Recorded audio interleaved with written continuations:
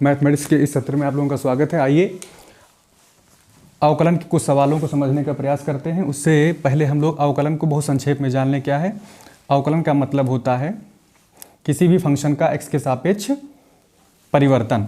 तो इसको हम लोग डिनोट कर सकते हैं dy/dx से, या f' भी कह लेंगे, या थीटा बराबर dy/dx भी एक तरह से टेंजेंट होता है, tan थीटा। तो dy/dx एक किसी गिवन पॉइंट पर टेंजेंट भी होगा। थोड़ा सा ये समझ लेते हैं। ये ग्राफ है, मान लीजिए f(x). तो ये मान लीजिए x पर कोई वैल्यू है, मान लीजिए इसको कह लेते हैं कितना, y1, और ये x2 पर कोई वैल्यू है तो इसको हम y2 कह लेते हैं। तो इसको मिला दीजिए यहाँ से, तो एक ट्रायंगल बनेगा राइट ABC। तो इसमें जो टाइम, इसको थीटा मान लें, तो ये अगर y में y2 माइनस y1 कह लेंगे तो यानी इसको हम dy कहेंगे, यानी y में फ़र्क, y में अंतर कितना है, ऊंचाई में कितना अंतर है, देखिए BC अंतर है इन दोनों में। और ये जो यहाँ से लेकर यहाँ तक आया है तो x2 माइनस x1 मान लीजिए इसको, तो x2 माइनस x1 है, x2 माइनस x1, इसको हम लोग कहेंगे dx। क्या कहेंगे? dx। तो y में x में परिवर्तन के साथ y में जो परिवर्तन होता है वही होता है हमारा अवकलन किसी फलन का। या किसी, जैसे मान लीजिए कोई वॉल्यूम है और उसकी त्रिज्या के साथ क्या परिवर्तन है, मान लीजिए कोई गुब्बारा फुलाया जा रहा है जो गोलाकार है, तो उसकी त्रिज्या बढ़ेगी तो उसके आयतन में क्या फ़र्क आएगा, या वेग के साथ, दूरी के साथ या समय के साथ दूरी में क्या परिवर्तन है। कोई कार चल रही है तो समय बढ़ता जा रहा है तो उसकी जो दूरी है s, क्या परिवर्तन आएगा, तो उसको हम लोग ds/dt कहेंगे। तो यहाँ पर दूरी का समय के सापेक्ष अवकलन कहलाएगा। यहाँ पे अभी जो बताया हमने गुब्बारे के बारे में, वो त्रिज्या के सापेक्ष जो है आयतन में क्या परिवर्तन आएगा, तो dv/dr बोल देंगे। तो आयतन में परिवर्तन की दर है ये त्रिज्या के साथ, आयतन में परिवर्तन किसके साथ है, त्रिज्या के साथ। और ये क्या है, दूरी में परिवर्तन किसके साथ है भाई, समय के साथ है। तो ये वेग की माप होती है। तो यही अवकलन का कॉन्सेप्ट है। यहाँ फिजिक्स में भी बहुत सारी जगहों पे ये अवकलन प्रयोग होता है। तो चलिए डायरेक्ट कुछ फार्मूलों को लिखते हैं हम लोग, फिर समझते हैं, कुछ सवालों को भी हल करेंगे। तो आइए आगे बढ़ते हैं। कुछ बेसिक फार्मूले लिख लेते हैं हम लोग इस साइड में। नंबर 1 dd(x), x की पावर n, तो ये हो जाएगा n सामने आएगा और x पर कितना पावर आ जाएगी, 1 कम हो जाएगा। ये फार्मूला है, इसको आपको याद करना है। एक एग्जाम्पल उठा लेते हैं इस पर। तो dd(x), x की पावर मान लीजिए 5 है, तो इस नियम के आधार पे क्या हो जाएगा, 5 सामने आ जाएगा, इंटू लगाएंगे और ये x यहाँ लिखेंगे जैसा कि यहाँ है, देखिए। और इसमें n था तो यहाँ n में से 1 कम हो गया, तो यहाँ 5 है तो इसमें से 1 कम हो जाएगा, यानी क्या बचेगा, 4 बचेगा। तो इसका आंसर आ गया। और ऐसे ही और ले लेते हैं का सवाल, एग्जाम्पल उठा लेते हैं इस पर आधारित।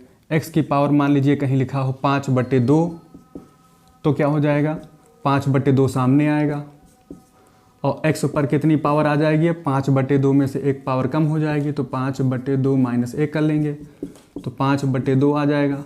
अब x पर कितनी पावर बचेगी, इसको हल कर सकते हैं आप लोग। 5 माइनस 2, 1 कम 2 कर लीजिए, एलसीएम ले लीजिए 2, तो कितना आ जाएगा, 5 में से 2 गया, 3/2 आ जाएगा। तो इस तरह के क्वेश्चन हम इस फार्मूले पर सॉल्व कर सकते हैं। अब इसके बाद दूसरा फार्मूला देखते हैं हम लोग। जैसे कहीं लिखा हो dd(x), केवल x रहे तो इसका अवकलन क्या होगा, क्योंकि हम जानते हैं x पर कितनी पावर होती है, 1, तो 1 को सामने लाएंगे। जैसे कि ये क्वेश्चन है, देखिए 1 को सामने लाया गया, यहाँ क्या लिख देंगे, x, और फिर इसकी पावर में से 1 कम कर देंगे। जैसे 1 है तो 1 में से 1 कम कर देंगे, क्या आ जाएगा, 0 आ जाएगा। 1 गुणे x की पावर 0 की वैल्यू क्या होती है, 1 होती है। इसलिए याद रखिएगा dd(x), अगर x ही केवल लिखा है तो उसका अवकलन क्या होगा, 1 होगा। तीसरा फार्मूला एक और उठाते हैं। dd(x) कोई अचर राशि है, कोई संख्या है जिसमें x नहीं है, तो उसका अवकलन क्या हो जाएगा, 0 हो जाएगा। एक एग्जाम्पल उठा लेते हैं।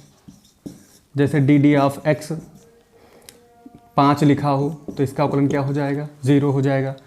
5 लिखा हो, 6 लिखा हो, साइन अल्फ़ा लिखा हो साइन ए लिखा हो, सिर्फ एक्स ना हो उसके साथ, तो अवकलन क्या हो जाएगा, 0 हो जाएगा। तो अचर राशि है तो उसका अवकलन 0 होगा। ऐसे ही और भी क्वेश्चन देखते हैं, और भी फार्मूले देखते हैं ट्रिग्नोमेट्री वाले। डी डी ऑफ एक्स अगर लिखा है, साइन एक्स का एक्स के सापेक्ष अवकलन क्या होगा, कास एक्स होगा। कास एक्स का एक्स के सापेक्ष अवकलन क्या होगा, माइनस साइन एक्स होगा। tan एक्स का अवकलन बताओ क्या होगा भाई, tan एक्स का अवकलन सेक स्क्वायर एक्स होगा। cot एक्स का अवकलन क्या होगा, माइनस कॉसेक स्क्वायर एक्स होगा। 8वां नंबर इसके बाद d D of x, sec x का अवकलन क्या होगा, sec x into tan x होगा। D D of x, cosec x का अवकलन क्या होगा, minus cosec x into cot x होगा। खूब अच्छे से पहचान लो इसको। D D of x, tan x का अवकलन क्या होगा, सेक स्क्वायर एक्स होगा। इसके बाद कुछ और फार्मूले, नंबर 10 लिख लेते हैं। D D of x, log x का अवकलन क्या होगा, लॉग मॉड एक्स ले लेते हैं। लॉग एक्स का अवकलन क्या होगा, 1/x होगा, याद रखिएगा, क्योंकि लॉग की वैल्यू जो है पॉजिटिव होती है, इसलिए मॉड एक्स ले लेते हैं, तो 1/x हो जाएगा, x नॉट इक्वल टू 0। ऐसे ही D D of X, e की पावर एक्स का अवकलन क्या होगा, ई की पावर एक्स का अवकलन सेम टू सेम लिख दिया जाएगा। तो अगर इतने फार्मूले याद हैं तो हम लोग तमाम क्वेश्चन इन्हीं फार्मूलों पर कर सकते हैं। आइए कुछ सवालों को देख लेते हैं। तो आप इसको देख लीजिए अच्छे से, इस फार्मूले भी काम आने वाले हैं। कुछ सवालों को हल करते हैं और समझते हैं कि कैसे लगेंगे।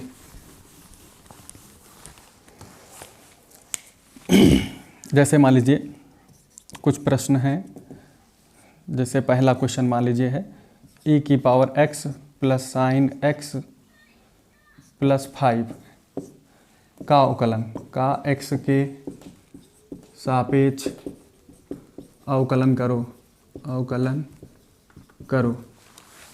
चलिए आंसर लिखते हैं इसका।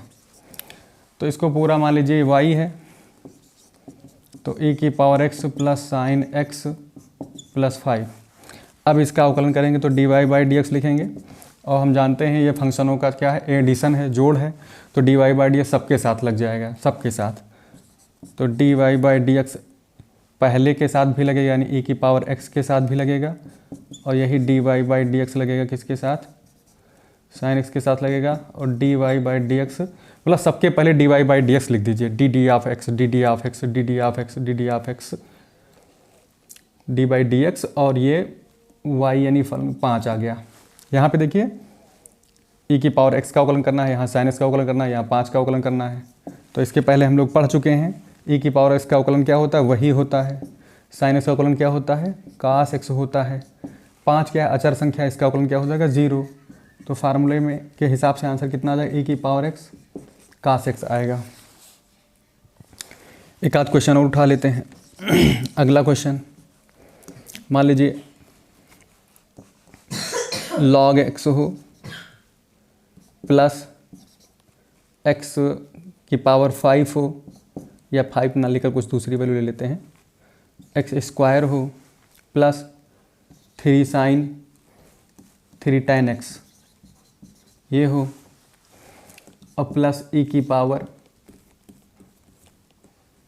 3/2 e की पावर x, इसका अवकलन करो का x के सापेक्ष, x के सापेक्ष क्या करना है, अवकलन करना है। कैसे करेंगे, इसको मान लेना है y, y बराबर log x, x square 3 tan x plus 3/2 e की पावर x। अब अवकलन कर देते हैं दोनों side, dy by D x कई फंक्शन है, बारी बारी सारे फंक्शनों का अवकलन हम लोग करेंगे। तो बताओ डी डी ऑफ एक्स लिखोगे, log x हो जाएगा, और plus D by D x, x square का भी अवकलन होगा, और D D of x 3 tan x का अवकलन होगा, फिर 3/2 e की पावर x का भी अवकलन होगा।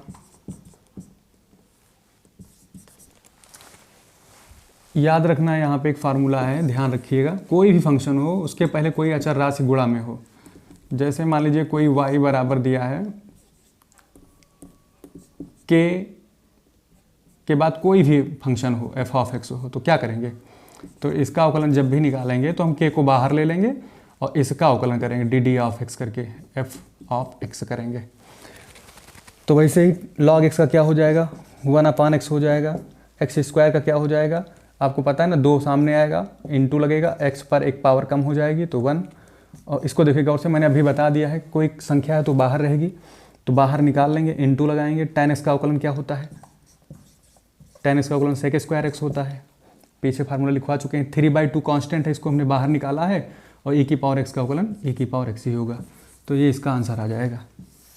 इसी तरह के कई क्वेश्चन हम लोग अभी सॉल्व करेंगे।